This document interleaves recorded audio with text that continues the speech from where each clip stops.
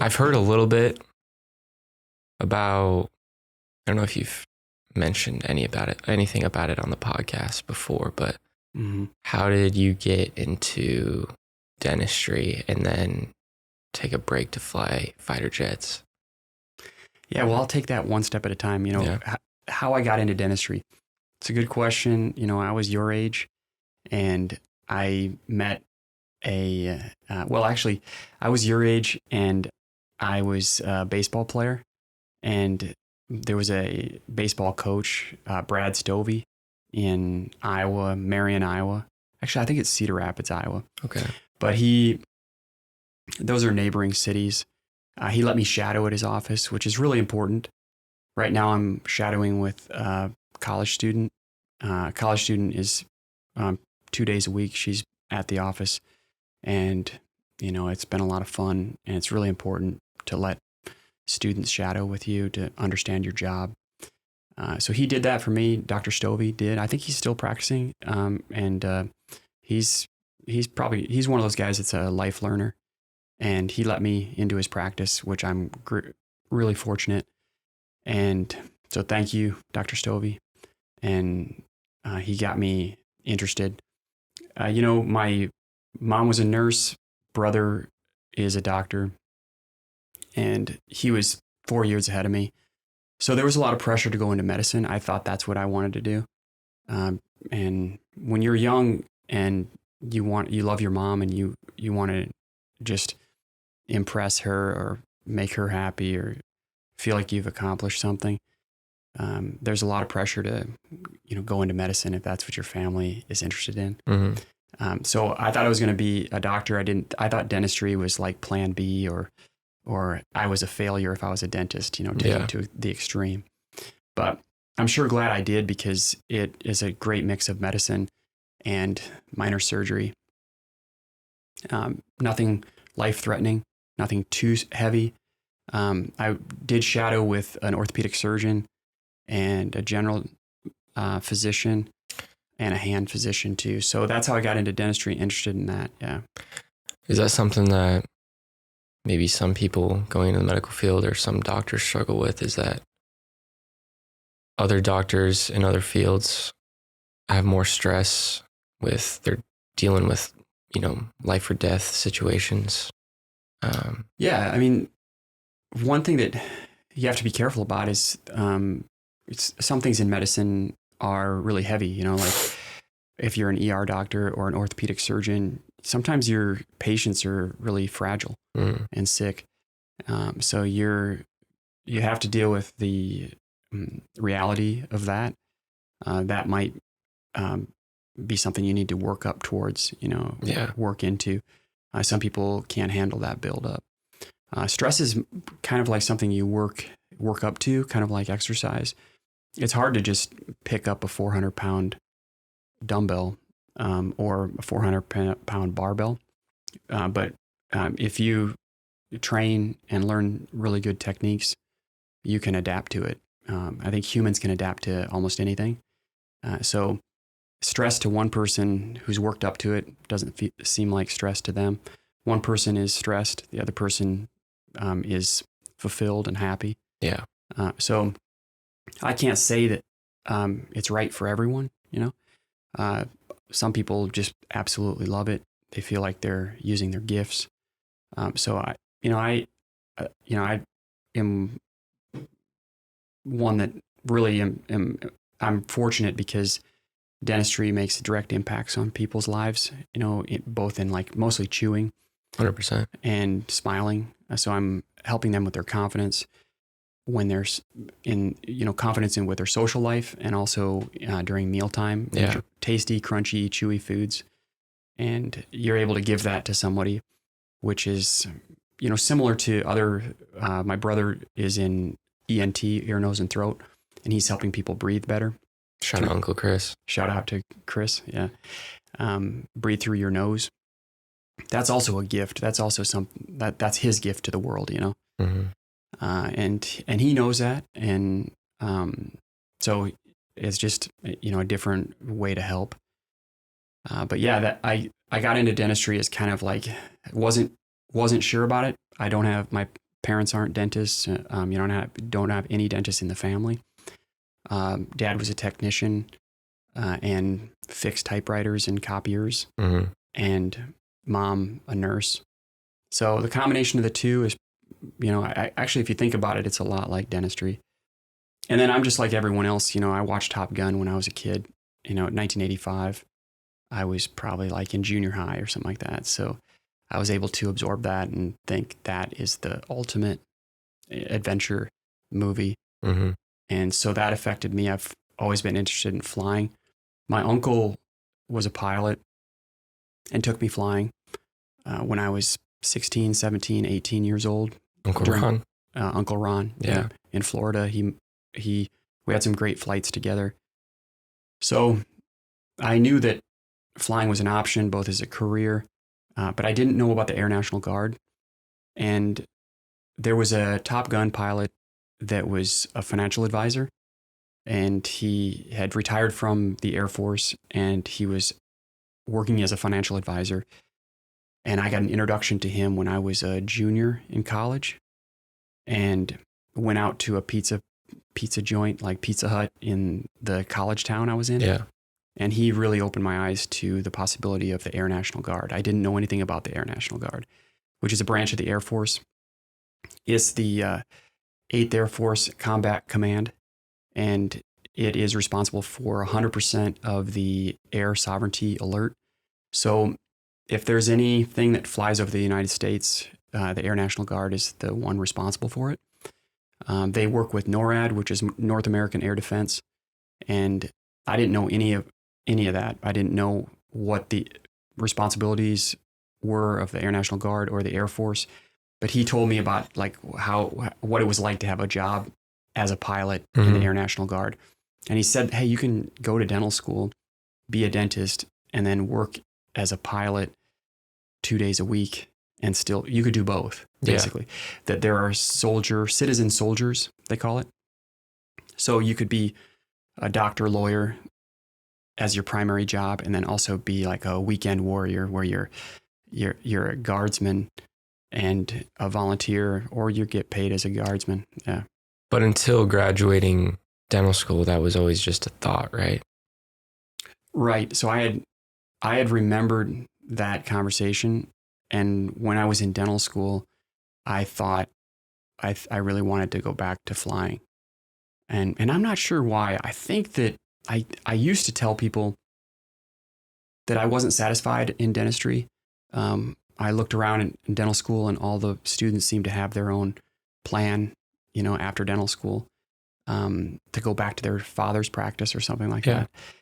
For me, I thought that achievement as a dentist wasn't good enough, that I needed to, do something better or have a higher achievement.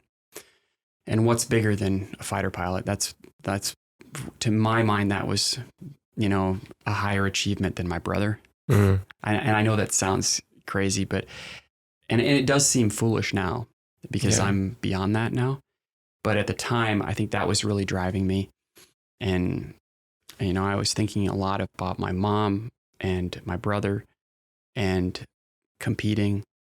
That was, dentistry didn't seem big enough. I needed to be a fighter pilot.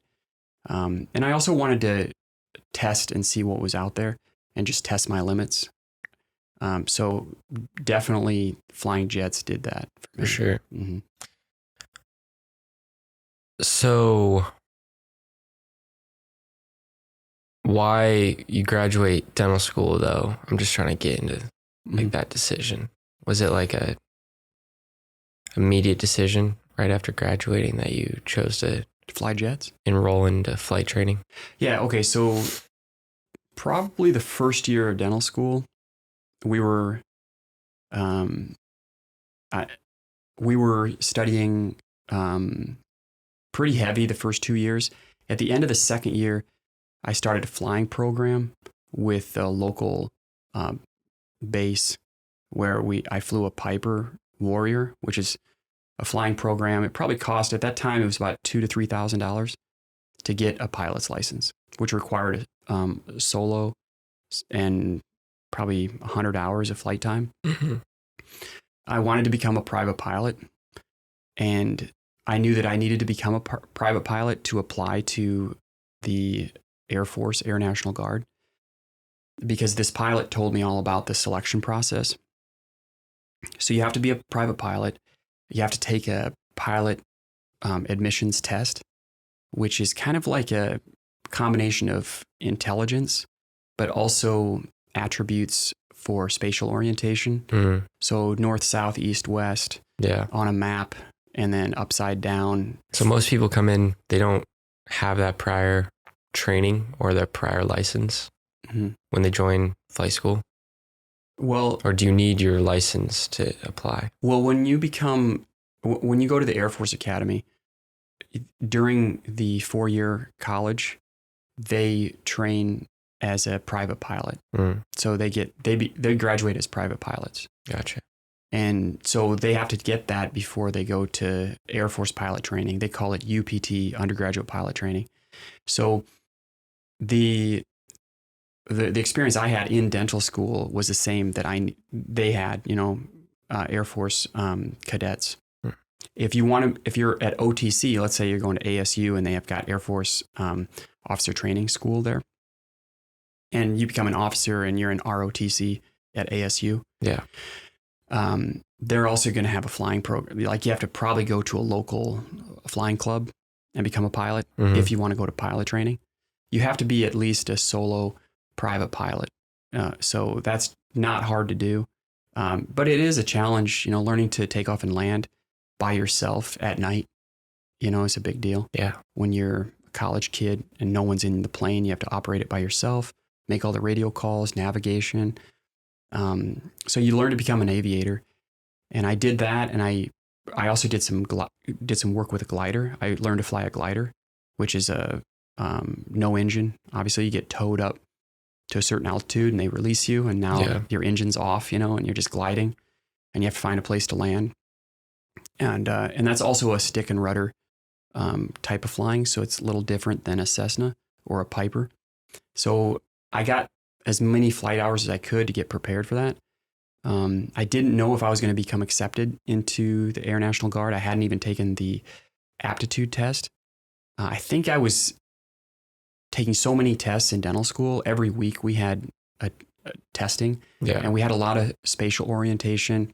We had to do modeling, and all of that created probably the best preparation that I could imagine, because I really scored well on that aptitude test. I think my pilot score was 91, which was about as high as it gets in the curve. So because I had such good scores, some pilot test scores in pilot training, they were only at 17. I was at 91. So I didn't know that I had scored so high, but it kind of explains that I got interviews all over the country, because I got interviewed by Iowa, Indiana, Wisconsin, and California. They all wanted to meet me. Wow. So I selected Wisconsin because it was close to the University of Iowa. And each guard base only took 2 pilots per year, roughly, because they were losing pilots to retirement and to the airlines. That was back in the early 2000s. So the airlines were doing pretty good, and they were hiring before 9/11. 9/11 really changed the airline industry, but before 9/11, the economy was going really well. The Bill Clinton years and the Bill Gates years, the 2 Bills, the economy was really charging. Basically, the internet was brand new. So there was new markets opened up, and globalism really started to expand. So airlines were doing really well, and they were hiring a lot, and they were probably paying a big salary. So a lot of pilots at the Air National Guards were leaving. So they were hiring about 2 pilots a year to backfill, because they thought that they needed that. But then after 9/11, the military pilots and the Air National Guard became really popular. So pilots were like staying in the National Guard. And so that it created a situation where there were too many pilots at the squadron, Yeah. And But you're already there at that point. I was already hired and in the pipeline. So I was selected as a pilot training 2002, and they let me finish dental school. So I graduated from dental school in 2002. I took my board exam. So I was able to become board certified in Wisconsin and Iowa. And I got my board certification in both those schools. I took the board exam, and there's a practical exam and a written exam. And there's 2 parts to the board exam. So I went through all that and became a dentist, got the degree, got the certification, got the board exam done. So, and that, like 6 months later, I was in pilot training. But I thought I wanted to be an oral surgeon at the time because I was also doing well in dental school, and I was in oral surgery residency, internship, oral surgery internship, which was like a rotation. You spend 3 months doing oral surgery with the oral surgery residents, mostly extractions, and then some exposure to other oral surgery, but most you're doing extractions. And during that time, I was interviewing with Air National Guard because I thought I wanted to try to become a pilot. And I knew that I could go to the Air National Guard and be a pilot while I was a dentist. And I got the call from Colonel Brandemule. Jose is his call sign. And he was the squadron commander in Wisconsin. And he called me up and he said, "Do you want to fly F-16s for Wisconsin Air National Guard?" And so when you get that call, Yeah. Of course you say yes. For sure. Yeah. And I remember where I was when he called me. I was I was renting a red barn in Coralville. So I was in the bedroom and listening to him. At the time, I remember I was also accepted at the Iowa Air National Guard. Right around the same time, they were like a couple months from each other. The squadron commander at the Iowa Air National Guard was killed in his own private plane. He was caught in some prop or jet wash from a heavy, probably like a cargo plane or something like that. And he did kind of like a ground loop and was killed. So there was some gaps there and some confusion about where I was going to end up. But I ended up in Wisconsin. And before I could just show up at Wisconsin, I needed to go through the undergraduate pilot training. I had the solo certificate, I was a private pilot, but I wasn't an Air Force pilot. And so I had to learn how to fly. At that time, it was a T-37. How long did that take? It was about 6 months in the T-37. And you're side by side with the instructor. And it's a jet, but it's not an afterburner. So it's a subsonic jet. And it's got like Hershey bar wings. And it's an awesome plane to learn to fly because the landing is really sweet. I loved landing it. It was really cool. And they grade you landing. There's someone out in a shack. They're they're watching your landings. And they're giving you scores every time you're flying. And they're listening to you on the radio. And then you got an instructor next to you. And you're constantly under grade sheets. You're under a lot of scrutiny. But I had been through dental school, and so it wasn't too hard for me. And some of the best pilots that I flew with were, Air Force Academy hockey players. Yeah. They were usually athletes. And hockey players, for example, there's a lot of chaos in a hockey game. Baseball players deal with a lot of that. You have to be steady under pressure. They always did the best because they've had to adapt to like a dynamic, chaotic environment. Not always the smartest people, the bookworms that had not experienced that type of environment. They didn't always do the best, even though they were really smart. So kind of, you don't want a total meathead either because you need to be able to do quick math and you need to kind of have an idea of timing. So it was a big challenge for me. My brain doesn't really work. Probably doesn't really work as a pilot in like a gamer. I don't know if have you ever played one of those big video games where it's 3 screens and the guy that knows where have you ever played those shooter games where they're like, I don't know, it's like Call of Duty or something like that? Have you ever played with some guys that are like really good and they know where everyone is? Mm-hmm. Yeah, that's what it's like to be a fighter pilot.